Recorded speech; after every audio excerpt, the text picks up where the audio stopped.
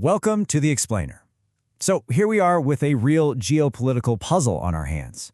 On one side, you've got these super high-stakes peace talks happening in Alaska between the US and Russia. But on the other side, the war in Ukraine seems to be escalating, getting more intense. So how do those two things possibly fit together? Well, we're going to unpack all of it using an August 13th, 2025 report from the Institute for the Study of War to connect the dots. It really feels like we're watching two totally different realities play out at the exact same time. Is this a genuine effort to find peace, or is there something else going on, behind the curtain? In this explainer, we're going to dive into the analysis and try to figure out what's really happening here. Okay, so all eyes are on this August 15th summit. And yeah, this meeting between Presidents Trump and Putin is being talked about like it's a huge critical moment. But what the report makes super clear is that the two sides are walking into that room with completely, and I mean completely different agendas. And right here, this is the heart of the problem. You can see it's not just a small disagreement, it's a chasm. Russia's position is basically demanding Ukraine's unconditional capitulation, total surrender.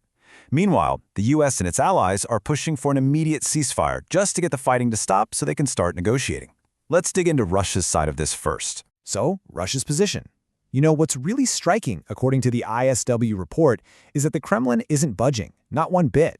Their objectives for this summit are exactly the same ones they put out way back in June of 2024. And when you actually break down these terms, wow, it becomes pretty obvious this isn't about finding a middle ground. It's a list of demands for surrender.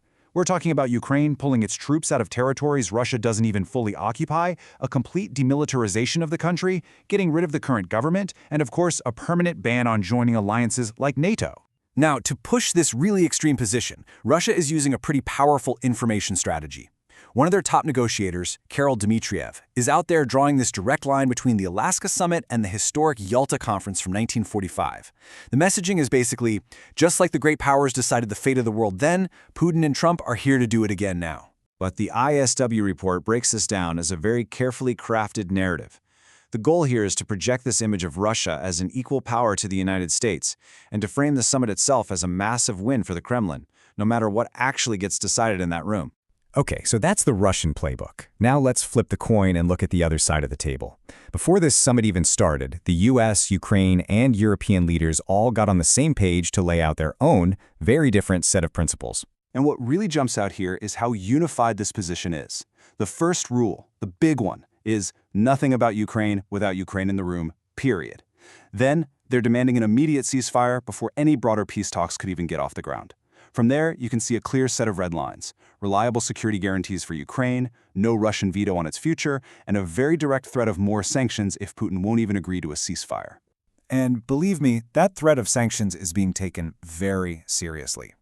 President Trump came out and explicitly warned of very severe consequences. U.S. officials have even hinted that this could mean crippling economic hits against Russia, maybe even tariffs on other countries that are buying Russian energy. The message is crystal clear. This summit is a direct test of Moscow's real intentions. Okay, so that's the diplomatic stage, all set for Alaska. But while the leaders are getting ready to talk, the report shows us there's a completely different and much bloodier story unfolding on the actual battlefield. So let's pivot away from the negotiation tables and head to the front lines. And this map, well, it's a pretty stark reminder, isn't it? While diplomats are figuring out seating arrangements, a massive, brutal war is actually escalating. All of these red lines show us a reality that is heating up, not cooling down in the days leading up to this big summit. The numbers the report lays out are just staggering. First, take a look at this. 60,000. That's the estimated number of Russian casualties in July. Just 1 month. And you'd think that would make them pull back, right? Nope. They seem to be doubling down. Intelligence suggests that up to 15,000 troops are actually being moved around to get ready for new offensive operations. And to keep this fight going long-term, Russia is planning to build over 79,000 attack drones just this year. That doesn't exactly scream preparation for peace, does it? It looks a lot more like mobilization for a very long war. And these maps let us get specific. They show us exactly where that pressure is being applied. Over here, on the Pokrovsk front, you have Russian sabotage groups trying to push forward under the cover of really heavy strikes. And then down south, the constant shelling of Kherson City is a pretty strong signal that preparations for another major offensive could be underway. This war is very, very active. So the big question is, how do we make sense of all this? How can you have these high-level peace talks in Alaska happening at the same time as this brutal military escalation on the ground?